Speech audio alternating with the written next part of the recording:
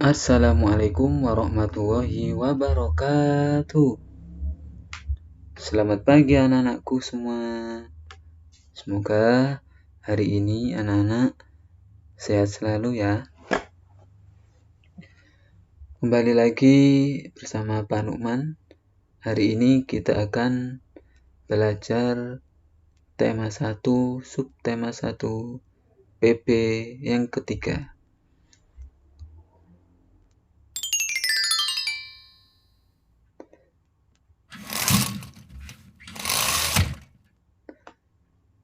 Anak-anak, Indonesia memiliki banyak sekali permainan tradisional yang sangat menarik. Banyaknya jenis permainan tradisional ini menunjukkan keberagaman budaya yang harus kita jaga. Kemarin, pada pertemuan yang pertama, Pak Numan sudah menjelaskan tentang keragaman budaya. Anak-anak, masih ingat kan apa itu keberagaman? Ya, keberagaman adalah bermacam-macam atau perbedaan dalam segala bidang, termasuk juga alat musik. Selain memiliki permainan tradisional yang beragam, Indonesia juga memiliki musik tradisional yang beragam pula. Bunyi yang dihasilkan suatu benda berbeda-beda. Demikian pula dengan bunyi yang dihasilkan oleh alat musik tradisional. Bagaimana bunyi-bunyi tersebut bisa sampai ke telinga kita? Nah, anak-anak, kemarin tentang bunyi, apa itu? Coba.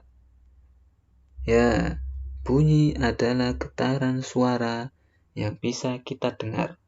Hari ini kita akan belajar tentang bagaimana bunyi bisa sampai ke telinga kita.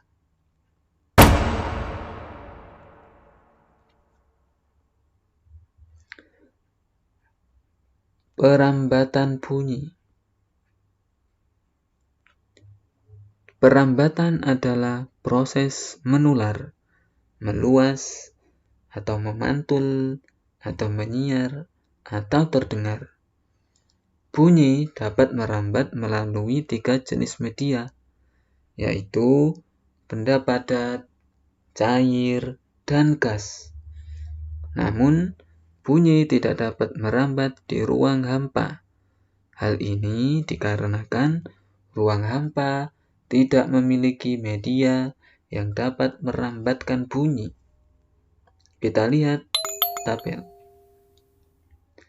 Bunyi, sekali lagi, hanya dapat merambat melalui media padat, cair, dan gas.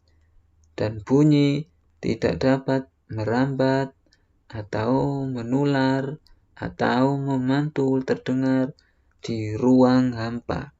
Tidak bisa. Contohnya ruang hampa seperti di luar angkasa. Selanjutnya, sifat bunyi yang bisa merambat. Bunyi merupakan gelombang yang perambatan arahnya sejajar dengan arah getarannya. Bunyi dapat terdengar jika memenuhi syarat-syarat berikut. 1. Ada sumber bunyi. 2. Ada media penghantar. 3. Ada pendengar. Bunyi yang berasal dari sumber bunyi sampai kepada pendengar dengan cara merambat. Bunyi dapat merambat melalui media perantara. Tadi sudah kan ada 3, yaitu padat, cair, dan gas. Bunyi tidak dapat merambat tanpa adanya media perantara, seperti di ruang hampa, yaitu contohnya di ruang angkasa. Bunyi yang merambat melalui benda padat dan zat cair akan terdengar lebih jelas dibandingkan dengan bunyi yang merambat melalui udara.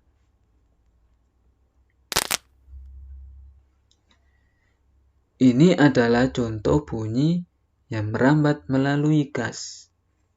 Contoh gas di sini adalah udara.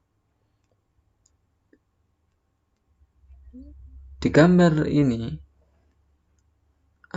dua anak sedang melakukan praktek untuk mengidentifikasi sifat bunyi melalui udara.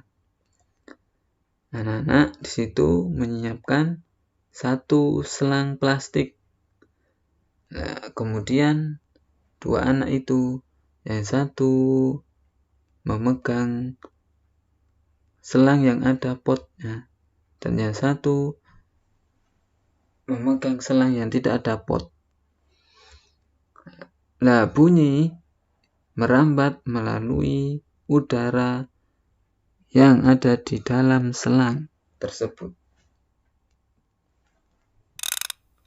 Kemudian ini ada contoh bunyi yang merambat melalui benda padat. Seperti contoh gambar tersebut. Ada dua anak yang melakukan praktek membuat telepon-teleponan dengan media gelas plastik dan juga benang kasur. Suara yang dihasilkan merambat melalui benang yang merupakan benda padat. Membuktikan bahwa suara merambat melalui benda padat. Bahan dan alat yang diperlukan: jam meja. Metode: letakkan jam di ujung sebuah meja di ruangan yang sepi. Lalu, kita berdiri di dekat ujung lain dari meja dan coba dengarkan detak jam tersebut. Kita pasti dapat mendengar detak jarum detik, karena suara merambat melalui udara. Sekarang tempelkan telinga kita ke ujung meja seperti ini. Maka suara detakan jam terdengar lebih kencang dan jelas. Percobaan ini membuktikan bahwa suara merambat melalui benda padat. Selanjutnya, contoh bunyi yang merambat melalui benda cair. Anak-anak bisa melihat contohnya di situ. Ketika ember itu diisi air, kemudian meletakkan corong kecil di atasnya, dan ember itu dipukul-pukul, maka kita akan mendengar bunyi yang masuk ke dalam corong melalui air. Itu adalah contoh bunyi yang merambat melalui benda cair. Membuktikan bahwa suara merambat melalui benda cair. Bahan dan alat yang diperlukan: boneka yang berbunyi jika diremas, kantong plastik, ember plastik yang diisi air, benang. Metode: masukkan boneka plastik ke dalam kantong plastik. Lalu, ikat ujung kantong plastik dengan benang. Masukkan boneka tadi ke dalam air di ember. Remas boneka dan kita dapat mendengar bunyinya samar-samar. Sekarang tempelkan telinga kita di ember. Lalu, remas boneka tersebut. Maka, bunyinya terdengar lebih kencang dan jelas. Kesimpulan, percobaan ini membuktikan bahwa suara merambat melalui cairan.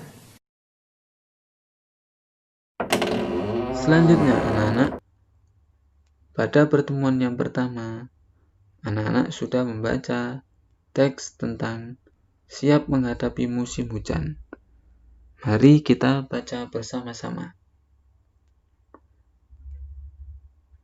Musim hujan hampir tiba. Warga desa Kampung Babakan berdiskusi untuk melakukan kerja bakti. Mereka berencana membersihkan selokan.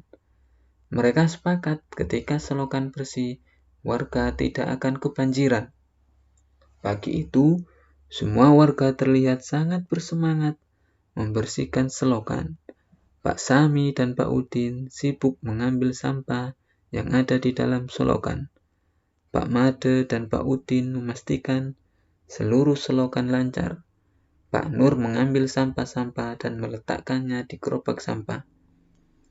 Setelah acara kerja bakti selesai, warga berkumpul untuk menikmati teh hangat dan pisang goreng. Makanan tersebut dimasak oleh warga ibu-ibu. Mereka senang karena selokan desa sudah bersih. Kini mereka siap menghadapi musim hujan. Di sini, kita akan mencari gagasan pokok dan gagasan penjelas pada teks siap menghadapi musim hujan. Apa sih gagasan pokok? Anak-anak masih ingat kan? Gagasan pokok adalah ide utama yang dibahas dalam sebuah paragraf. Sedangkan gagasan penjelas adalah penjelasan dari gagasan pokok. Contoh, di sini paragraf yang pertama. Dalam setiap paragraf pasti akan terdiri dari gagasan pokok dan juga gagasan penjelas. Coba kita cari paragraf yang pertama. Kira-kira mana sih yang termasuk gagasan pokok? Ya, gagasan pokok dalam teks paragraf yang satu adalah musim hujan hampir tiba. Kemudian, yang mana gagasan penjelasannya? Gagasan penjelas biasanya terletak setelah gagasan pokok. Berarti untuk gagasan penjelas adalah 1. Warga desa kampung berdiskusi untuk melakukan kerja bakti. Kemudian yang kedua, rencana membersihkan selokan. Dan yang ketiga adalah ketika selokan bersih, warga tidak akan kebanjiran. Itulah gagasan pokok dan gagasan penjelas dalam paragraf yang ke-1. Selanjutnya untuk paragraf yang kedua dan ketiga, anak-anak bisa mencarinya di rumah masing-masing. Demikianlah pertemuan untuk hari ini. Mudah-mudahan apa yang disampaikan Pak Nukman bisa difahami dan bisa menjadi ilmu yang bermanfaat. Sekian dan terima kasih. Sampai ketemu lagi pada pertemuan yang akan datang. Tetap semangat. Assalamualaikum warahmatullahi wabarakatuh.